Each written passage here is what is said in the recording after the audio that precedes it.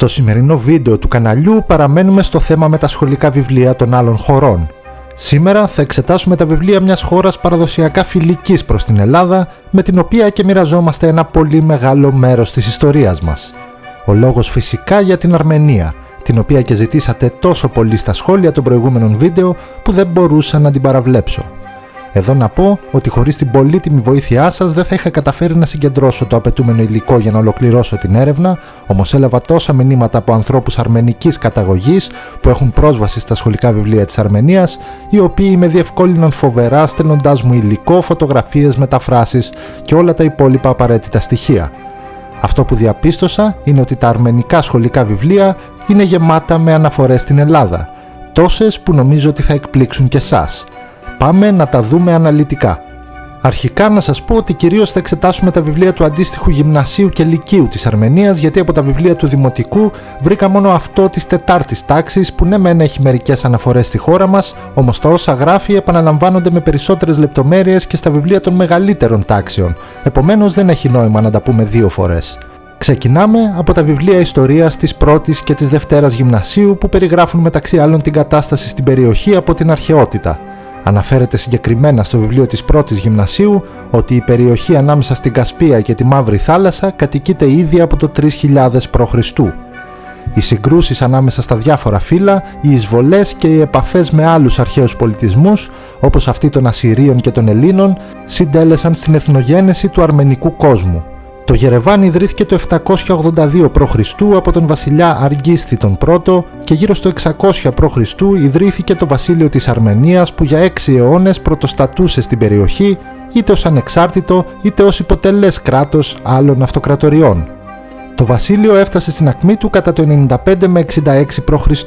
την εποχή του Τιγράνη του Μέγα και ήταν ένα από τα πιο ισχυρά βασίλεια της περιοχής.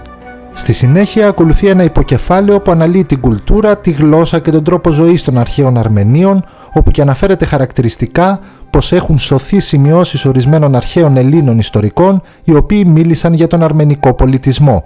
Η πιο παλιά πηγή που διασώζεται γράφτηκε από τον Έλληνα Εκατέο τον Μιλήσιο το 525 π.Χ.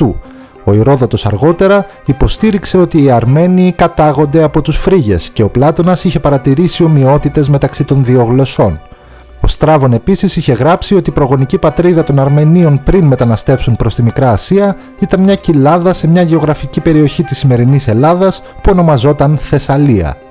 Στη συνέχεια το βιβλίο της 2ης γυμνασίου πηγαίνει ξανά λίγο πίσω στο χρόνο και περιγράφει πολύ αναλυτικά το πώς το βασίλειο του Αραράτ κατακτήθηκε από τη Μυδική Αυτοκρατορία και δημιούργησε τη σατραπία της Αρμενίας. Και παρακάτω φτάνουμε στα χρόνια του Μεγάλου Αλεξάνδρου, όπου υπό τον τίτλο «Τα Ελληνιστικά Βασίλεια» αναφέρεται ότι ο Αλέξανδρος ο Μέγας από το 338 π.Χ. κατέκτησε το μεγαλύτερο μέρος της Περσικής Αυτοκρατορίας, ενσωματώνοντας τη σατραπία της Αρμενίας στην αυτοκρατορία του και μετά τη διάσπαση της αυτοκρατορίας δημιουργήθηκε το Βασίλειο της Αρμενίας ως ένα από τα ελληνικά βασίλεια της Αυτοκρατορίας των Σελευκηδών. Στη συνέχεια περιγράφεται επίσης αναλυτικά η διαίρεση του αρμενικού θρόνου στα δύο, οι δυναστείες που κυβέρνησαν, οι αγώνες μεταξύ Ρώμης και Παρθίας και τελικά η κατάκτηση από τη Ρωμαϊκή Αυτοκρατορία. Έπειτα προχωράμε στα βιβλία της 1ης και 2ης Λυκείου, τα οποία αναφέρονται κυρίως στα βυζαντινά χρόνια. Στο βιβλίο της 2ης Λυκείου, σε ένα κομμάτι σχετικά με τις θρησκείες των Αρμενίων, αναφέρεται ότι στις αρχές του 4ου αιώνα η Αρμενία έγινε το πρώτο κράτος στην ιστορία που υιοθέτησε το χριστιανισμό ως επίσημη θρησκεία, ενώ χριστιανικές κοινότητες είχαν κάνει την εμφάνισή τους μόλις από το 40 μετά Χριστόν. Ο Τυριδάτης ο Τρίτος έγινε ο πρώτος μονάρχης που εκχριστιάνισε επίσημα τους υπηκόους του, 30 χρόνια πριν βαπτιστεί ο Μέγας Κωνσταντίνος. Παρακάτω περιγράφεται η πτώση του βασιλείου της Αρμενίας και η ενσωμάτωσή του στην Περσική Αυτοκρατορία των Σασανιδών, όπου και στη συνέχεια αναφέρεται ότι μετά την αρμενική εξέγερση που κορυφώθηκε στη μάχη του Βαρτανάτς του 451, οι χριστιανοί Αρμένοι διατήρησαν τη θρησκευτική τους ελευθερία, ενώ στην περιοχή παραχωρήθηκε καθεστώς αυτονομίας. Το δυτικό τμήμα του πρώην βασιλείου της Αρμενίας ενσωματώθηκε στη Βυζαντινή Αυτοκρατορία και οργανώθηκε σε 4 θέματα από τον Ιουστινιανό. Οι Αρμένοι στο τμήμα αυτό έγιναν Βυζαντινοί πολίτες.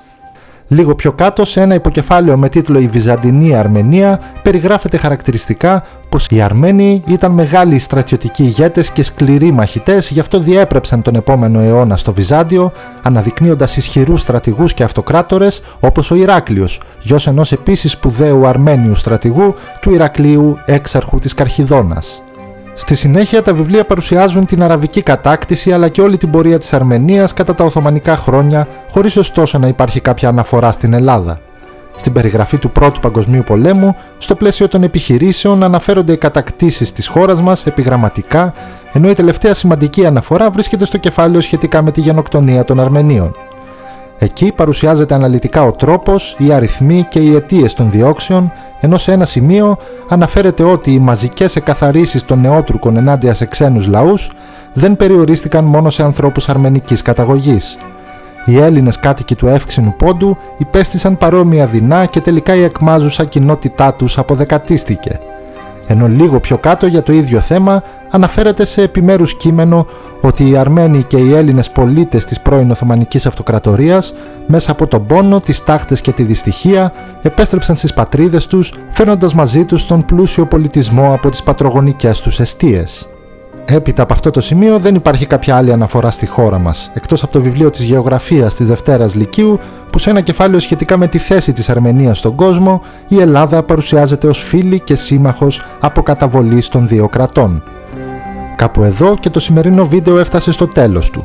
Μέχρι το επόμενο μπορείτε να επισκέπτεστε την ιστοσελίδα μας, να μας βρείτε στα social media και να μας στέλνετε ελεύθερα τις ιδέες και τις προτάσεις σας.